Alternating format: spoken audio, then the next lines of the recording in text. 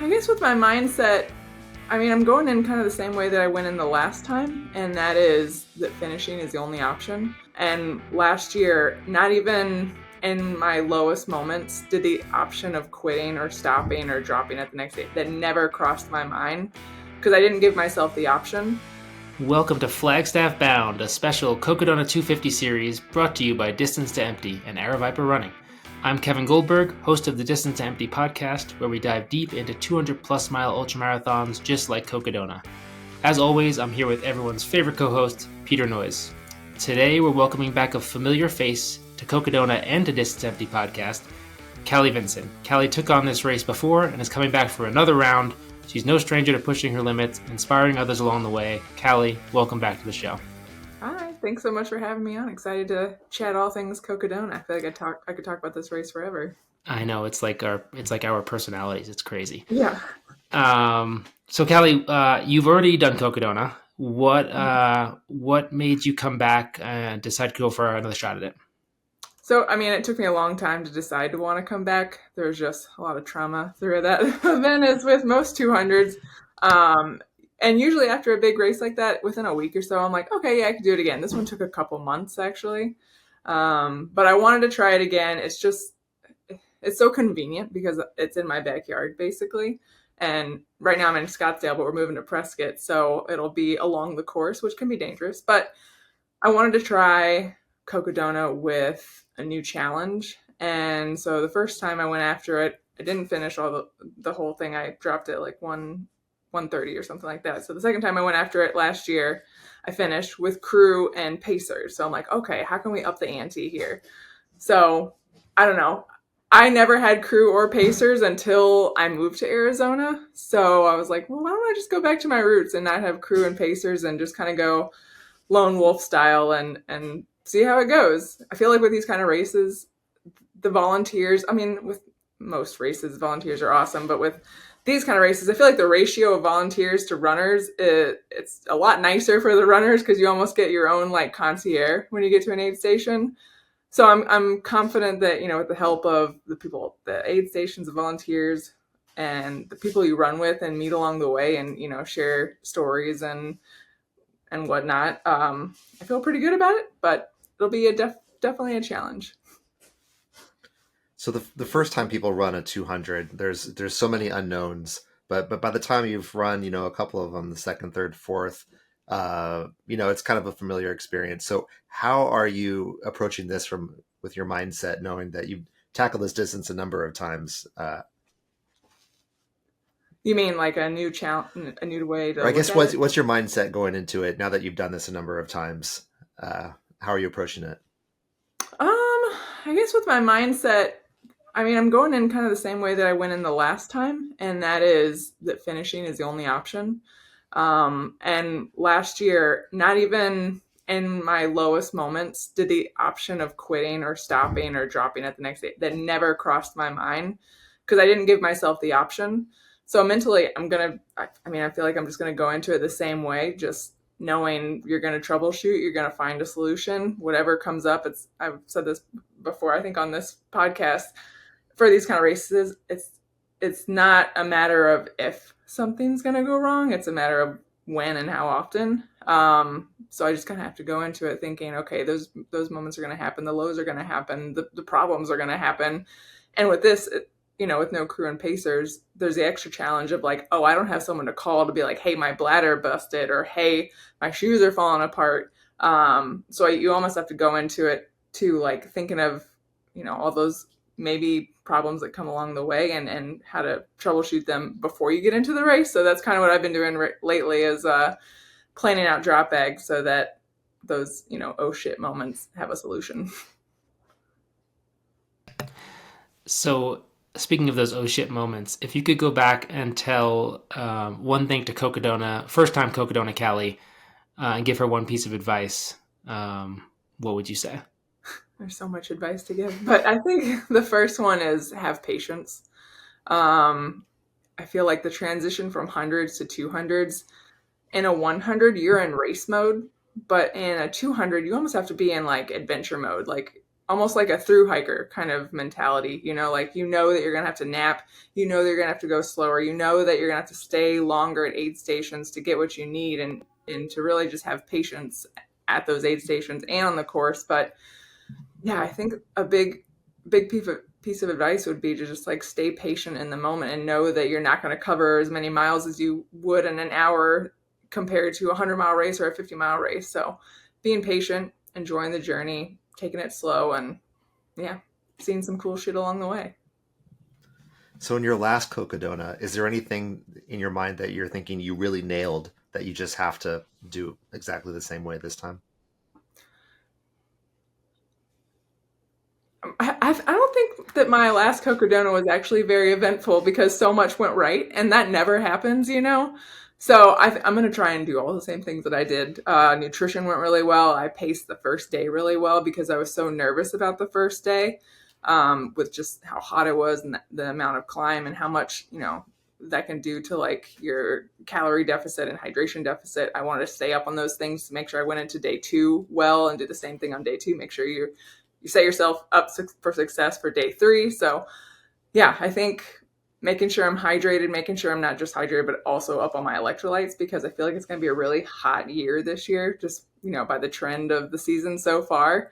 And yeah, still going slow. I mean, I don't really have a fast gear in my body, so I feel like I got that in the bag. But yeah, nutrition and hydration, I think, is going to be the biggest key to stay energized and in a good mindset.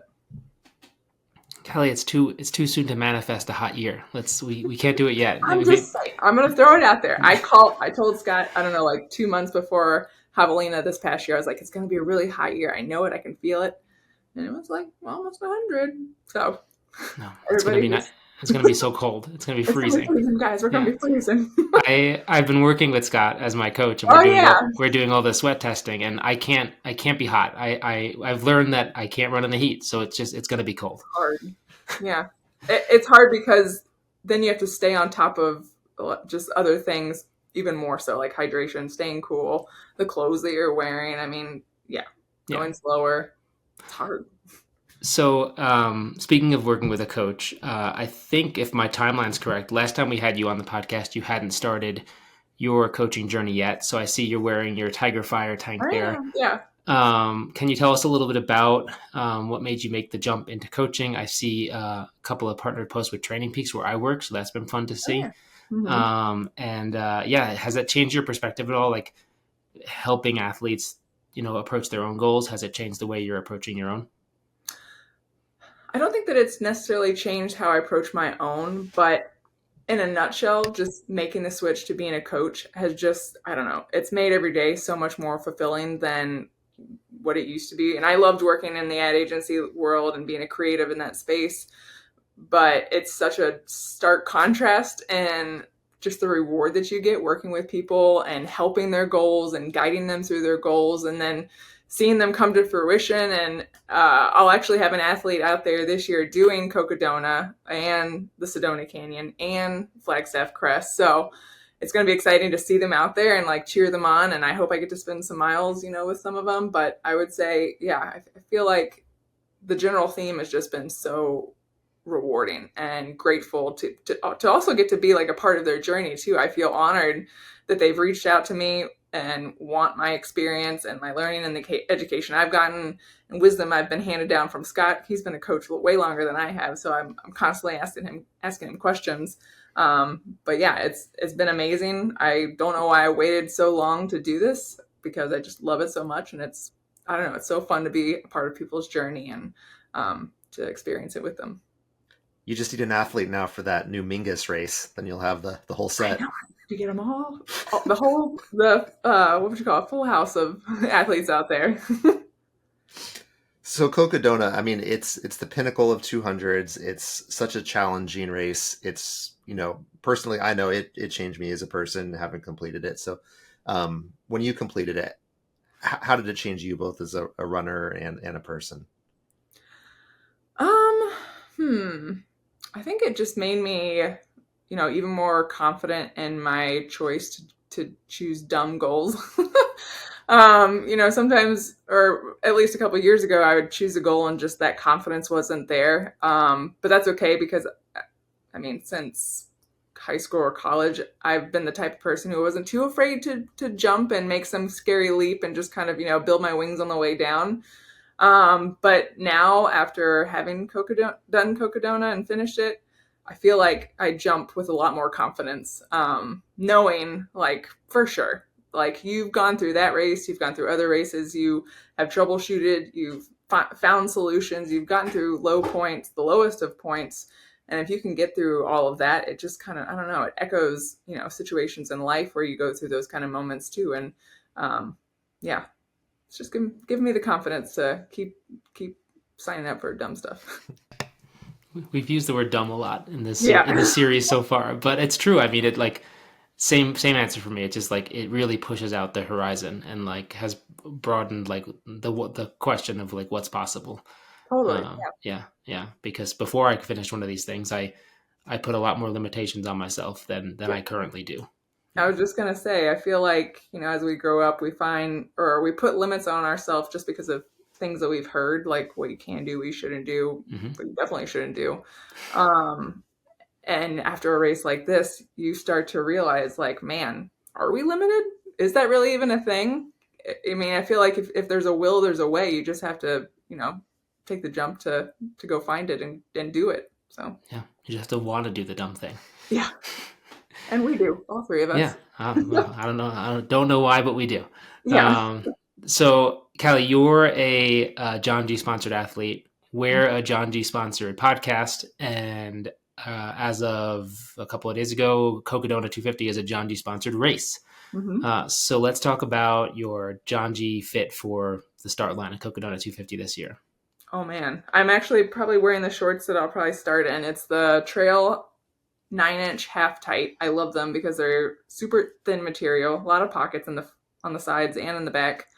This is also a John G shirt, but I don't think I'll wear this one. But the Sun Chaser hoodie, I think, will be a clutch staple. I'm so glad they came out with like that sandstone color too, the white color. Day one, me and that shirt are gonna be tight. And what else am I gonna be wearing? Definitely their sports bras, and they've got some great. What is it called? The waffle long sleeve. I know going into the first night, I didn't expect it to be so cold. So I'm gonna be layered up in probably maybe I might even break out their thermal winter pants for that one because yeah, it's a pretty cold night. So yeah, I'll just be decked in head to toe basically for the entire race in John G. Very cool. I've been trying a bunch of those myself, and it's been working well. Mm-hmm. So, in closing, we have a number of sort of rapid fire questions that we prepared specifically for Cocodona. So, the first is, what section are you looking forward to the most? Probably the finish line. I'm like, is there a better section than that? No. But for another reason that you might obviously think, being the finish line, but also John G's going to have this like insane finisher party at the finish line in Heritage Square. And we're actually collaborating on something that's going to launch during the Cocodona timeframe, and then people can buy at the finish line too. So that's another reason why I'm excited about that finish line to get to the pizza party that we're going to have. Sweet. Love it. All right. What about, you've run Cocodona before. I'm sure there's a section that keeps you up at night. I know I have mine. What section are you dreading the most?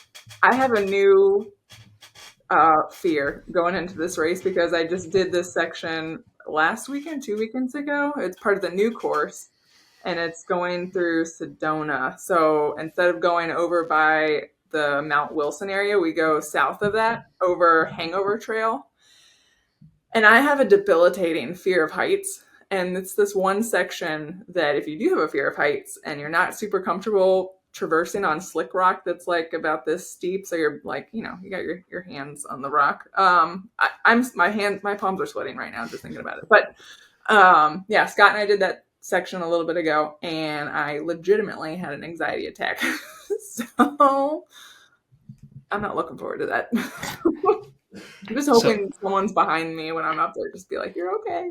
So let me ask you, if my 3 previous Cocodonas are any indication, I will almost certainly be hitting that at night. Will that make it better or worse? So we were talking about that because I think what made it so scary to me is because you can see, because it's so exposed, you can see the drop off. And the drop off is just, like a cliff that you're just hanging on a wall. And and I think at night it would be better Okay. actually because you wouldn't have that perspective of what you could happen. Perfect.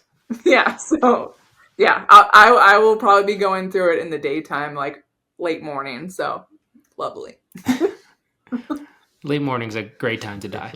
Yeah, exactly. Can't wait. All right. So, what shoes are you going to start the race in? Ooh, I'm probably gonna start in the Topo Ultra Venture 4s. They are coming out with a new trail shoe that's gonna have like even grippier lugs on the bottom. Um, but I think I'm gonna go with the Ultra Venture 4s for that section. Probably the whole race actually. I try and go with minimal shoes. I think I had like 2 shoe changes last year and maybe 1 sock change, so I'll probably do the same. Nice. We throw Yeah. those socks away. I think They're I like did. decoupage on your toes. Yeah. Yeah. The wash isn't going to do anything to those. No. Yeah. I think I was 230 miles in Ultra Ventures last year. Oh, Um, dang. in the race, and I think I'll be similar, if not more, this year for the Yeah, fours. it's Yeah, kind of like if it ain't broke, don't fix it. yeah. I like a shoe where I can kick things and not hurt myself, and that Exactly. fits the Yeah. bill. Yeah. All right. So, what is one outcome of Cocodona 250, not tied to results, placements, or time, that would make you really proud of yourself this year? Hmm, I think seeing all my athletes finish too. I think that would be a great outcome. And if I'm with them, if I happen to be like with the one who's also doing the 250 and we stick together, I think that would also just like help me too. So I feel like maybe if we're together, our energies can keep us going. But I think, yeah, outcome would be great if I finish and finish within the cutoff time, but also if all my athletes finish too, I think that would be pretty awesome. Or at least have a good race. I love that. I've had a few athletes in the race the last few years that I ran it. I have a few this year, and we do like calls every night, like during Oh, I that's call so them funny. Yeah. from the course, and like you said, it helps me as much as it helps them. Like it's really nice to connect, and because you have service on the course, you can do Totally. it, and it's a really rewarding Yeah. thing. Maybe we'll start like a little text chain or something. Yeah. Everybody texts at 5 p.m. I like that. All right. And then, last question. So, we asked Chat GPT to tell us how many steps it will take to get from Black Canyon City to Flagstaff. So, what's your guess? I think I calculated this for Moab 240 and it ended up being around like 470,000. So I'm gonna guess this is probably 490,000.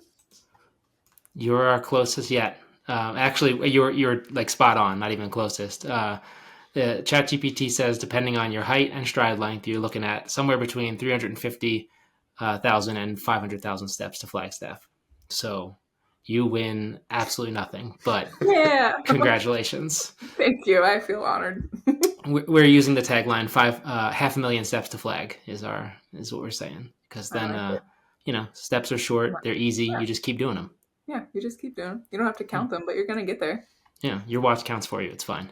Yeah. All right, so remember that Cocodona 250 kicks off Monday, May 6th at 5 a.m. Pacific. You can catch all the action live on the Mountain Outpost YouTube channel, where the incredible team over at Aravaipa Running will be bringing you nonstop live race coverage around the clock.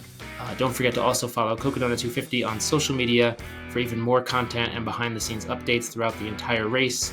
If you are enjoying the series, please check us out. If you're watching on Aravaipa's YouTube, you can find us on Apple and Spotify, Distance to Empty Podcast. Callie, where can we follow you and your journey at Cocodona? Um, I would say probably my Instagram page, which is Callie Vinson with 2 N's at the end. Cool. Follow Callie as well. And thanks for listening. Thanks for joining us, Callie. Thank you.